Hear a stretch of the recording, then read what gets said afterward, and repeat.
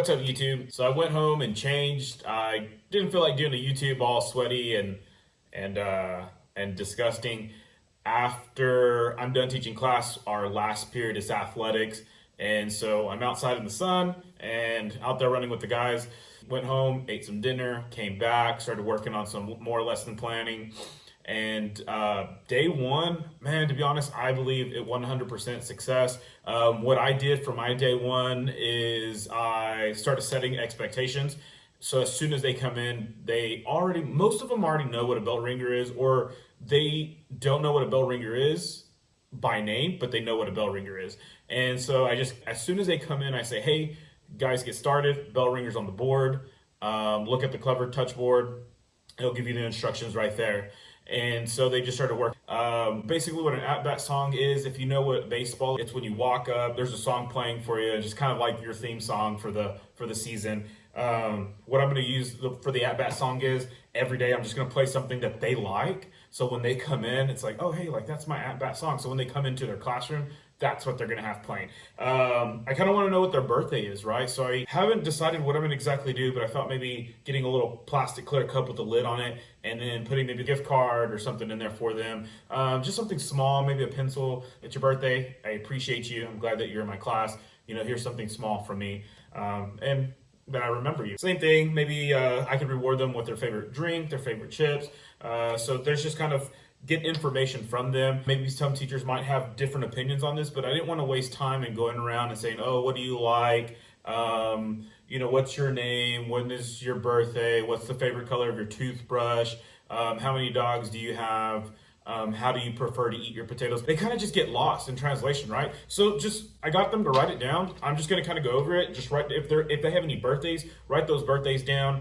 If we missed a birthday, if it's kind of like too far in the past, I'll catch them at the end of the year. If we just missed one, I'm going to probably try to catch them just so that they know that I appreciate them. Right after we did a bell ringer, we went into gratitudes. I'm not too sure exactly what the quote, but I just recently heard a quote and it said, something along the lines that it is scientifically proven that you can't be ungrateful and grateful at the same time, right? So if you're having a crummy day or if you're just not enjoying your day, just back that up with being grateful. We're going to talk about gratitudes. I said, hey, my first gratitude that I was going to tell you guys, that I was prepared to tell y'all, was toothpaste. Man, sometimes you guys might have a question for me and I might get a little too close and you might, man, Coach Aguilar, your breath is a little hot.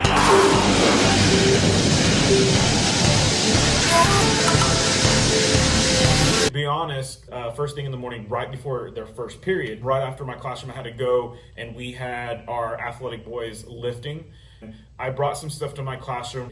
So what I did is came in and dropped some stuff off. And when I was doing that, I was like, man, I'm super excited for my first day, right? I'm super excited to be a chieftain. I'm super excited to be able to teach these students. And that's what I told them. I said, I'm excited to teach you guys. I'm excited to be at this school, to be right in front of you. And it's a privilege. So that's what I told them, that what my gratitude was. It was actually authentic. And I did tell them, I was like, man, I said, it could be as simple as toothpaste, right? You don't have to have it complex, but because I was being honest and it was from the heart, I decided I wanted to share that to them. And I told them, I was like, hey, you guys don't have to. I was like, I want you guys to be comfortable sharing.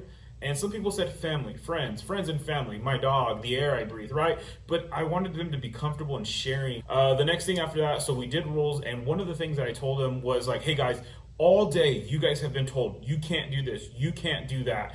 And I was like, I don't want to be another person telling you you can and you can't, right? It's like, you guys are going to do that all day long. I said, but what I want you guys to know is that I only have one rule and one rule only. I said, the rule that you guys will have, and I picked somebody out to read it during the class, and it was, in order to get respect, you have to give respect, right? So I actually stole that from another teacher on YouTube. If you want to look his YouTube video up, it's called Real Rap with Reynolds. And so one of the things that is what he did, and I was like, hey, I like that. I'm going to steal that.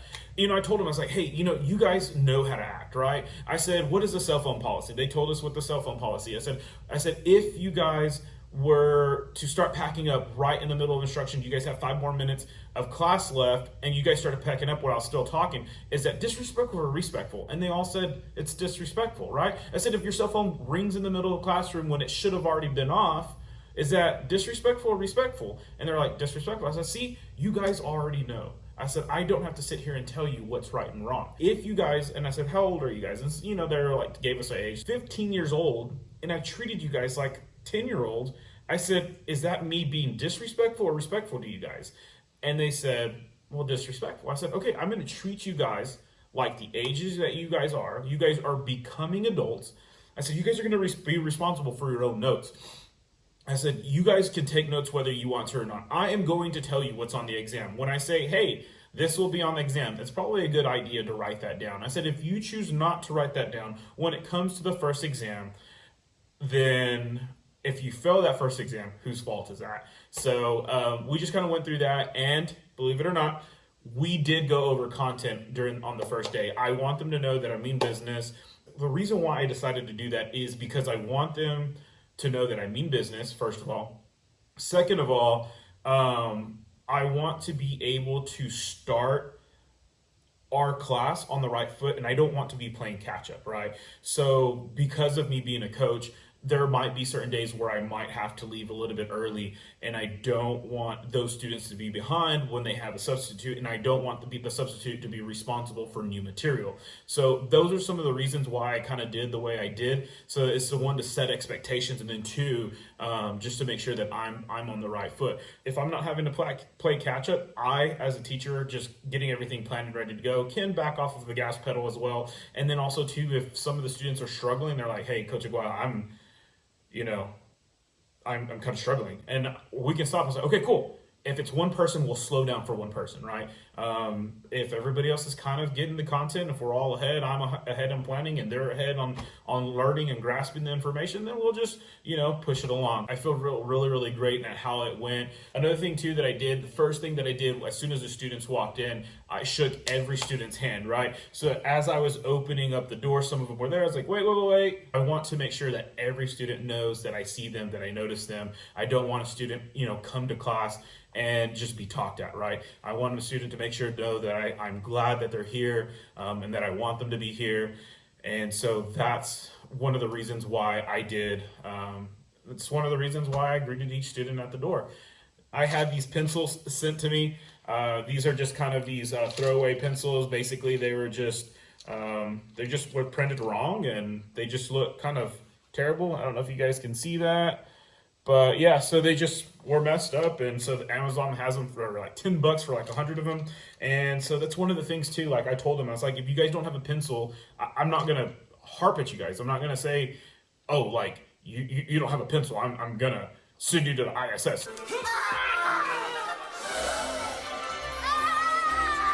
I'm not gonna send them to ISS just for a pencil, right? Like that cost me, $10 for all of them. Well, actually, I take that back. I'm not going to harp at them for a pencil because, one, these pencils are given to me, but if I bought them myself, it was, like $1 for a pencil or something. It's like, I don't know, I'm not going to get onto them. I told them, I was like, hey guys, I want you guys to have your space. So just on that, what I did is I got them their own stapler, their own tape. This is a new school for me. So a lot of the, all the bacteria and everything, like all the illnesses, like I'm not exposed to them. Like if you've noticed people who started teaching or, coming back, one of the things that you want to do is just try to make sure you keep yourself healthy as a first year teacher. Another thing that was given to me is these tablets. They're just vitamin C tablets.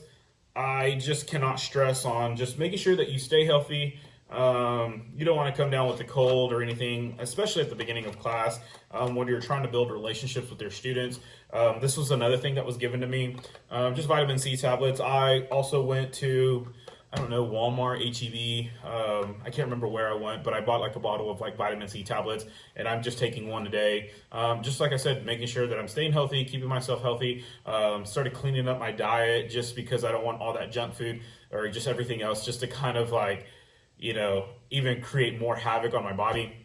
So just as a first year teacher, I think it's just really important to set the tone, build relationships, and third of all, just make sure you take care of yourself, right? Be healthy.